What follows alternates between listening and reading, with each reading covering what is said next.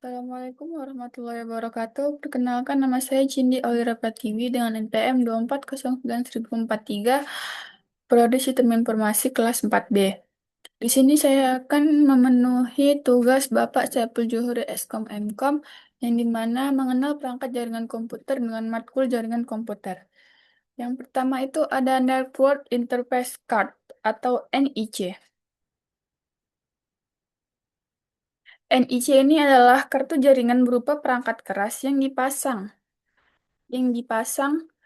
pada komputer agar bisa terhubung ke jaringan, baik kabel maupun nirkabel. Setiap NIC memiliki alat fisik yang unik di dunia yang disebut MAC address. Fungsi dari NIC ini adalah mengubah aliran data paralel paralel dalam komputer menjadi aliran data serial agar bisa mengalir di media transmisi. Kemudian yang kedua ada hub atau perangkat pasif. Hub ini adalah perangkat jaringan sederhana yang berfungsi untuk menghubungkan beberapa komputer dalam satu jaringan lokal atau LAN. Cara kerjanya yaitu hub bekerja secara bodoh karena ia tidak mengenal tujuan data. Jika satu komputer mengirim data, hub akan menyebarkannya ke semua port yang terhubung atau broadcast, yang sering menyebabkan tabrakan data atau collision. Kemudian yang ketiga itu ada switch. Switch adalah versi cerdas dari hub, sama-sama digunakan untuk menghubungkan banyak perangkat dalam LAN. Namun jauh lebih efisien karena di dalamnya banyak potnya. Cara kerja switch ini, switch mencatat MAC address setiap perangkat yang terhubung. Jadi, jika komputer A mengirim data ke komputer B, switch akan mengirimkannya langsung ke tujuan tanpa mengganggu perangkat lain. Kemudian yang keempat ini ada router. Router itu adalah perangkat yang berfungsi untuk menghubungkan dua atau lebih jaringan yang berbeda. Misalnya menghubungkan jaringan rumah kamu dengan jaringan internet. Fungsi utama dari router ini menentukan jalur terbaik agar data sampai ke alamat tujuan yang berada di luar jaringan lokal menggunakan IP address. Kemudian ada yang kelima yaitu modem, modulator demodulator. Modem ini adalah perangkat yang mengubah sinyal analog menjadi sinyal digital dan sebaliknya. Modulator ini berfungsi mengubah sinyal digital dari komputer menjadi sinyal analog agar bisa melewati kabel telepon atau kabel koaksial. Sedangkan demodulator ini berfungsi untuk mengubah kembali sinyal analog yang diterima menjadi sinyal digital yang dimengerti komputer. Nah, yang keenam ini ada access point.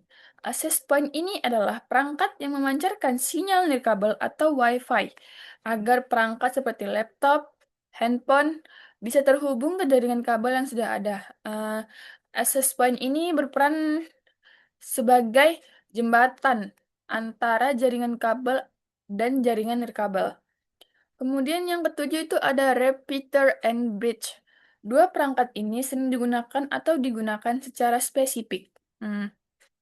Repeater ini berfungsi untuk menerima sinyal dan memancarkannya kembali dengan kekuatan penuh. Tujuannya untuk memperluas jangkauan sinyal. Repeater ini sangat berguna jika ruangannya terlalu luas. Kemudian bridge ini berfungsi untuk menghubungkan dua jaringan yang berbeda tipe. Misalnya jaringan kabel dengan nirkabel, agar menjadi satu jaringan logis yang besar. Kemudian yang kedelapan itu adalah media transmisi. Media transmisi ini adalah jalur fisik yang digunakan untuk eh,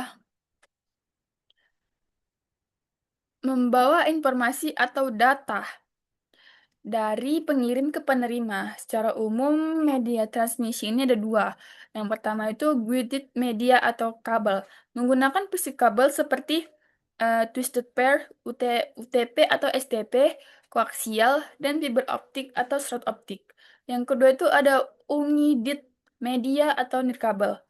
Menggunakan itu artinya menggunakan gelombang elektromagnetik untuk mengirimkan data melalui udara seperti Wi-Fi, Bluetooth, infrared, dan satelit. Nah, dari kesimpulan semua ini, saya bisa menyimpulkan semua komponen tersebut saling melengkapi untuk membangun sebuah ekosistem jaringan yang utuh. Eh, Tanpa kabel atau gelombang data, atau gelombang radio, data tidak akan memiliki jalan untuk berpindah. Kemudian dari NIC saya menyimpulkan memungkinkan perangkat kita berbicara dalam jaringan sementara modem membuka pintu gerbang menuju dunia luar internet. Mungkin itu saja yang bisa saya sampaikan. Wassalamualaikum warahmatullahi wabarakatuh.